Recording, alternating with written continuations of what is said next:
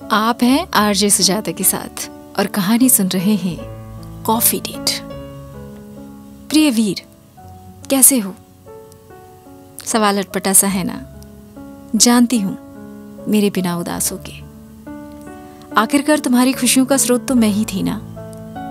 कितने दिन बीत गए, महीने गुजरे और आज तो 3 साल हो गए तुमसे बिछड़े हुए।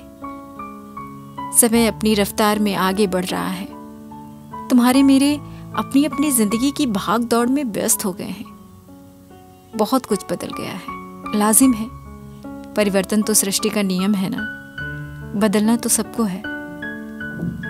लेकिन मैं आज भी वहीं खड़ी हूं, उसी हॉस्पिटल के आईसीयू वार्ड के दरवाजे पर सिर टिकाए। तुम्हारी आंखें मुझे देख रही हैं और मैं तुम्हें। असहाय नजरों से डॉक्टर की तरफ देखती हूं और वो मुझसे नजरें चुराए दूसरे पेशेंट के पास चला जाता है। मैं आज भी वहीं खड़ी हूं, तुमसे दूर होने की कल्पना भी नहीं कर सकती, क्योंकि विश्वास है तुम पर, तुम्हारे बोले हुए हर एक शब्द पर। याद है ना क्या कहा था तुमने? पाखी, तुम्हें छोड़कर मैं कहीं नहीं जाऊंगा। तुमसे दूर रहना इस दुनिया में तो मुमकिन ही नहीं, लेकिन इस बात पर विश्वास करना, अगर मैं किसी दूसरी दुनिया में भी चला जाऊं तो भी तुम्हारे साथ हमेशा रहूंगा। फिर तुम ही बताओ ना, कैसे मान लो कि तुम नहीं हो? तुम्हारे बोल मेरे कानों में गूंजते रहते हैं। हर आहट तुम्हारी याद दिलाती है। याद के भीतर हर रात रात में जागती मेरी आंखों में तुम्हारी दृष्टि जो मेरी ओर उन्मुख है। तुमसे कितनी बातें करनी है, तुम्हें बताना है मैं सांस कैसे लेती हूँ, तुम्हारे बिना मैं हंसती कैसे हूँ। सभी सवालों की पोटली कांधे पर लिए तुम्हारी राह ताकती रहती हूँ, क्योंकि मैं सिर्फ तुमसे प्यार करती हूँ। आज भी मेरे हाथों की लकीरों में तुम्हारा चेहरा नजर आता है।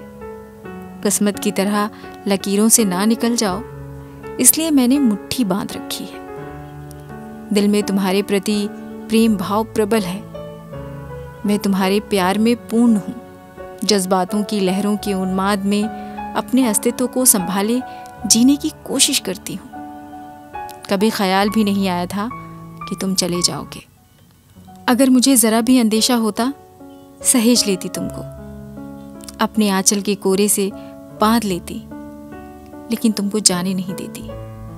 गलती शायद मेरी ही थी। तुम पर अटूट विश्वास किया मैंने। तुम मेरे बिना कहीं रह ही नहीं सकते, यही झूठा गुमान था। आखिरी वक्त की वो चंद मिनटों की मुलाकात, तुम्हारे चेहरे के लम्स का एहसास आज भी मेरी उंगलियां सिहर जाती है। तुम्हारे हर अधूरे कामों को पूरा करने की कोशिश करती हूँ। तुम्हारी आखिरी इच्छा मानकर फिर लिखना शुरू कर दिया है। पता है, मैंने मौन लिखना सीख लिया है, प्रेम का मौन रूप। हंसने वाली बात नहीं है, सच में मौन प्रेम का अर्थ समझ आ गया है। व्यक्ति से नहीं, रूह से प्रेम करना आ गया है। मेरा प्रेम सौंदर्य से परिभाषित है और मैं खुश हूं इस हृदय में जन्मे प्रेम के साथ। मैंने जो प्रेम पढ़ा था, किस्से सुनती थी, उस भाव को जी रही हूं तुम्हारे नाम के साथ। तुमने मुझे अगाध प्रेम दिया। तुमसे ही जान पाई हूं कि प्रेम की परिणति प्रतीक्षा में है। प्रेम की सिद्धि है प्रेम को जीने में, निभाने में। और तुम जानते हो मुझे, मेरे जिद को तुम्हारे साथ के लिए 100 जन्म प्रतीक्षा ही क्यों ना करनी पड़े, मैं करूंगी तुम्हारी प्रतीक्षा।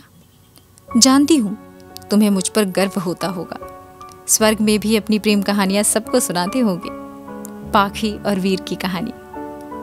तुम्हारे जाने के बाद मुझे पता चला था हमारी कहानियों से कितने लोग रूबरू थे। यहाँ तक ऑफिस में भी हमारी प्रेम कहानियों के किस्से कहे सुने जाते हैं। सुनो, कल एक बहुत ही सुंदर अनुभूति हुई मुझे। कल सुबह सड़क से गुजर रही थी, तुम्हारे फेवरेट कॉफी हाउस के सामने मेरे कदम ठहर गए। याद आ गया वो लम्हा। डॉक्टर के पूछने पर तुमने कहा था तुम्हारी एक ही इच्छा है, पाखी, यानी कि मेरे साथ इसी कॉफी हाउस में कॉफी डेट पर जाने की। अफसोस, इच्छा अधूरी रह गई। मैंने उन लम्हों को याद करते आगे बढ़ने के लिए ज्यों ही कदम बढ़ाया, मैंने देखा तुम सामने टेबल पर बैठे हो, कानों में आवाज आई, साथ ही तो हूँ हर वक्त हर पल। तब नहीं तो अब से ही।